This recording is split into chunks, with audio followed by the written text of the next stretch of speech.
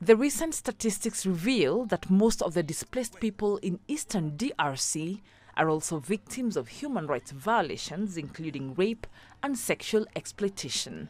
According to UNHCR's Assistant Commissioner for Protection, Gillian Triggs, the agency has been providing relief services for the victims. 10,000 people who have been able to access gender-based violence services in North Kivu in the first quarter of this year, 66% of them have been raped. This is a very significant number, and many of those GBV violations are reportedly perpetrated by men of these armed groups. The UN says over 120 armed groups have been operating in eastern DRC for 25 years now. The Codeco militia, the March 23 and the Mai Mai groups are the most deadly. They operate in North Kivu and Ituri provinces at the border of Rwanda and Uganda. Triggs says most victims rarely receive gender-based violence services due to fear of stigmatization within communities or fear of retaliation by perpetrators.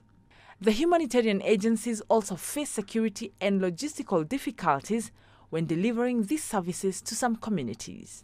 This is probably one of the most neglected and severe humanitarian and protection crises we have globally.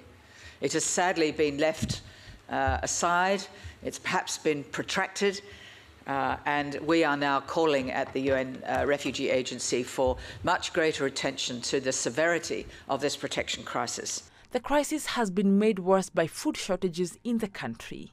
This has led to sexual exploitation of women and girls. Women are not able to feed their families, they are not able to get livelihoods, and sadly, they are at risk of exploitation and abuse, and ultimately resort to harmful coping mechanisms, transactional sex, in the spontaneous settlements. The UN is now calling for the DRC's government to deal with insecurity and to hold perpetrators of violence to account.